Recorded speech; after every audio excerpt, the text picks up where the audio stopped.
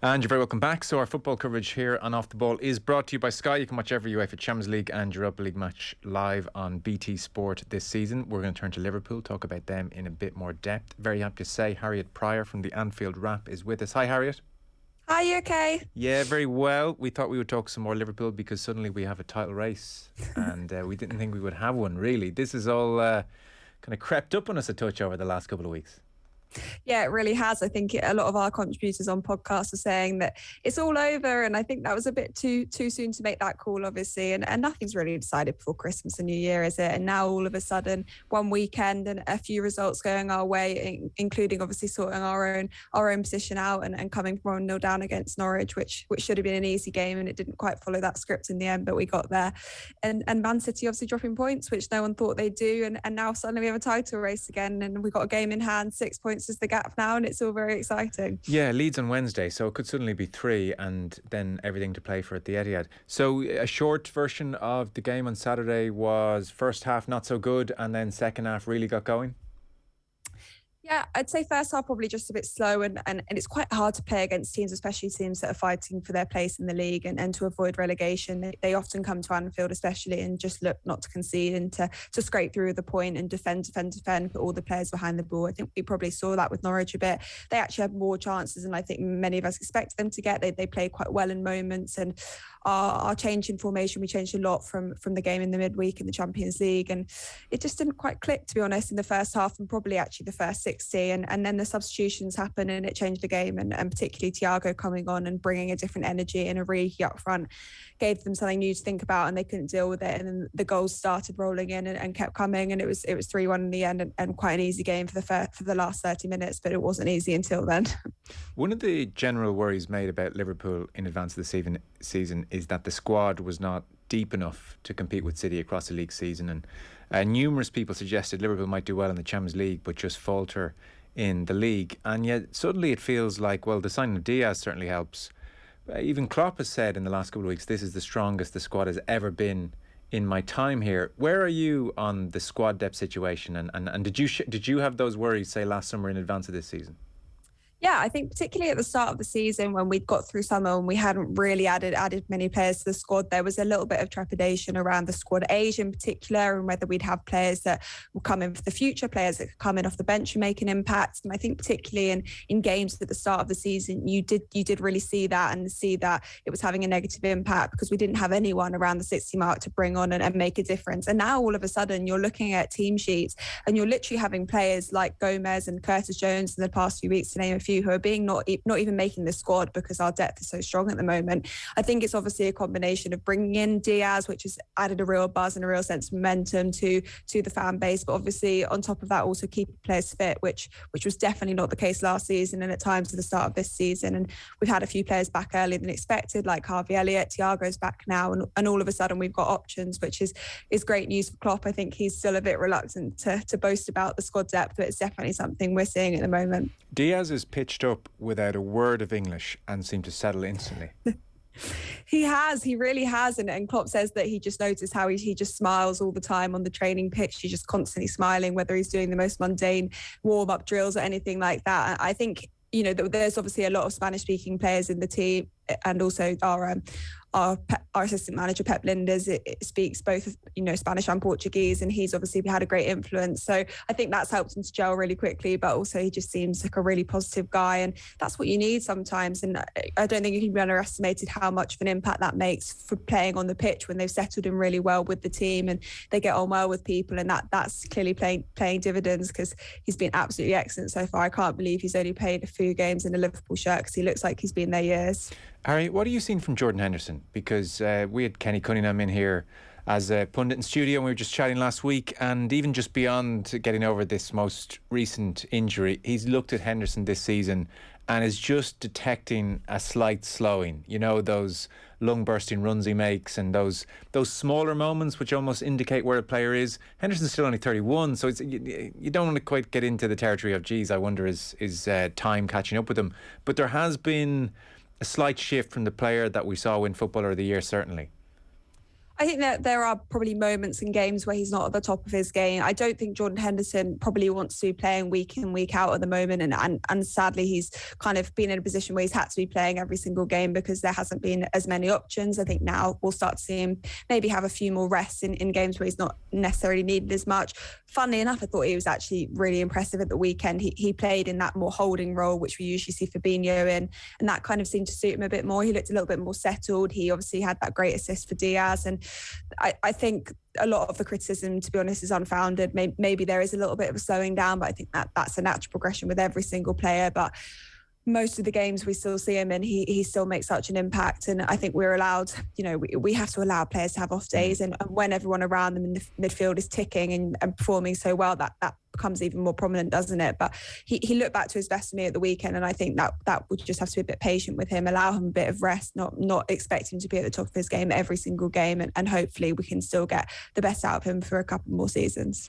Would you say, because you're very much in touch obviously with the fan base, is the consensus that Liverpool should break the bank and give Mo Salah what he wants pretty much within reason? And it's a terrible thing to say that within reason could be 350 somewhere in that region sterling per week, but is the consensus that this needs to be done, this should be done, or is there a hesitation amongst the fan base, do you think, about doing that?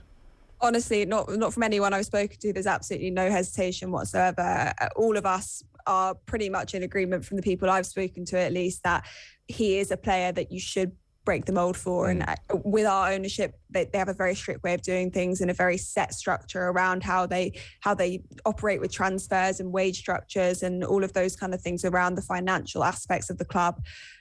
For someone like Mo Salah, you kind of need to bend the rules because he is world class, arguably the best player in the world at the moment, certainly the best of what he's doing. I want to see him stick around. I don't think he's getting, he's still at the top of his game, still performing so well, and manages to get us out of situations every single game. We saw that at the weekend as well with his moment of brilliance. So yeah, definitely want him to stick around. And if that means, paying 350k a week, if that's the going rate for him, if that's what he's going to get elsewhere, it's absolutely mad to be even talking about that kind of money. But there needs to be an understanding that that's what he's worth now, and they need to do what they can to keep him. Well, the alternative is that the money goes into John Henry's pocket or FSG's pocket. I mean, that's the reality here of these wage structures. And on the owners, the last time John Henry, I think, really grabbed our collective attention was when he was having that apologetic, hostage-esque video on the back of the European Super League.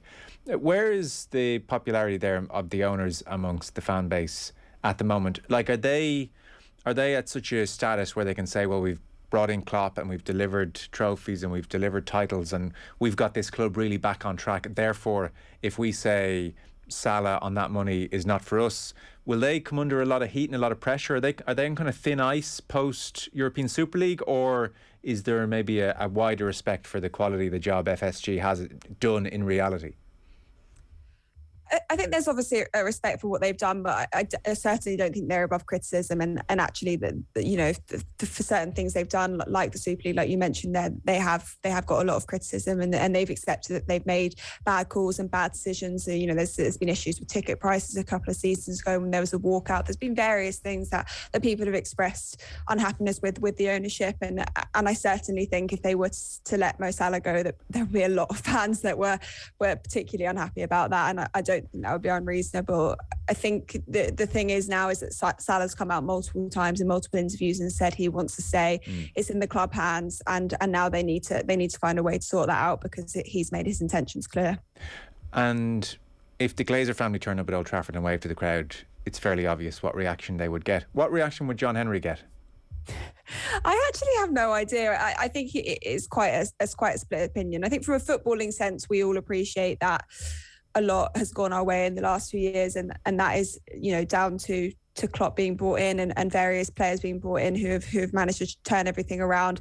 There's also a lot of discontent with a lot of decisions they've made, like I said. So I don't know, to be honest. There's a lot of mixed messages on the ownership, and people can make their own opinions and what's right for them. But they're definitely not above criticism, and no ownership should be, in my opinion.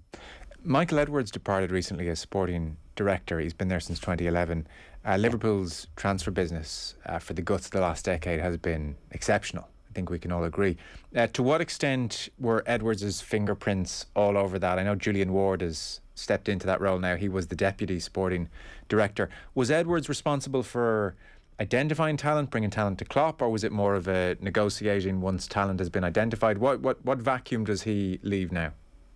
So Edwards is still there to the end of the season, I believe, and then, like you mentioned, Ward then goes and takes over. So I think Edwards would have had a big role in the Diaz transfer and various other things. Obviously, moving forward, Ward has been working alongside him for a long time, so hopefully it will be a smooth transition. I think with the transfers, there's a bit of an understanding that the transfers come from sort of different places. There's an unbelievable scout team at Liverpool, and they managed to identify players very early on and see if they're a Liverpool star player. I think you saw that with Jota, the arguably most recent one, where he's just completely fitted the system as soon as he came in. So Edwards is very, very clever at the financial side of things, at helping to identify players and bring them in. And sometimes there's a Klopp signing. I think Diaz is one in particular where Klopp has identified him, said he wants him, and Edwards does all he can to get him in. But the transfers definitely come from different places, and Edwards has been very clever getting business done and being the linchpin to all of that. So it will definitely be a big loss, but we're confident that Ward can step up and fill that role. Okay, so apologies, I must have seen the headline that he was leaving. So he's leaving at the end of the season, so he's still there for a time. So it's not that Edwards is this genius who spots everyone and gets it done that way. Like, that's interesting about Diaz, that Klopp saw him, but Edwards certainly has an ability to get a deal done, which, you know, definitely. And I think a lot of people have said he is a bit of a genius especially for the clever financial deals he's managed to get, and the way he's managed to sort of deal with things from a financial perspective and identify certain players and get things over the line. But there's such a big team that goes into these transfers now, right from the initial levels where they're literally tracking people, that they'll be tracking so many players all the time that we never even hear about and know about, and that's what, you know, from there to getting a transfer over the line, it's a really long process, but he is definitely one of the key figures in those. Right. Why is he leaving? I actually don't know. Yeah. Couldn't tell you. I would have thought things are going pretty well at Liverpool just of late, you know? Yeah, maybe he fancies a change. He's been there a while, so 10 years, he might just, yeah. Okay, yeah. He's not going to like pitch up at Newcastle or something. Are these the rumours, or what are we hearing? I'm not entirely sure. I'm not sure if he's agreed to go somewhere else. I haven't, to be honest. I've only been focusing on the Liverpool perspective and Ward coming back in, and I'm satisfied with that. So I'm not sure what he's have to do next. Edwards leaves. He's dead to me. I'm no longer taking any interest in how his career goes. Brutal. So Leeds Wednesday, and that potentially brings Liverpool back to within 3. Carabao Cup on Sunday, and that would be a real fill-up for everybody. And then there's Champions League and now title race. So suddenly this season it feels like it's caught fire a touch over the weekend. These are exciting times now suddenly. Yeah, definitely. And it's exciting to be involved in all 4 competitions and for them more or less to be in our hands now. Obviously, the league slightly less so, with us still having a little bit of a deficit, but we still got to go to the Etihad, like you said earlier on. So it's really exciting. I think the cup final is going to be a great game, and I can't wait, you know, to see how that plays out. We haven't been involved in those cup competitions to that late stage in quite a while. So getting to the final of that, hopefully going on a bit more of a run in the FA Cup. We've had the good Champions League game against Inter, so we've got the second leg of that to look forward to. It's a really exciting time to be following this team and see where it takes us, and hopefully a few trophies at the end of the season. That would be nice. Just on our Jordan Henderson chat, there was a YouTube comment in asking Harriet, what is Liverpool's best midfield 3? So go on then, Champions League final, who's the midfield 3? Oh, you know what? I'd always have Fabinho in there in that holding position. I think he fulfills that role like no one else. Thiago and Henderson alongside him. I think that would be the 3 that started if we had a Champions League final tomorrow, regardless of what's being said about Henderson's form. I think that would be the 3 we'd see. Okay, very good. Harriet Prior from the Anfield Wrap. Thanks, Emil. Good to talk to you. Thank you. Bye.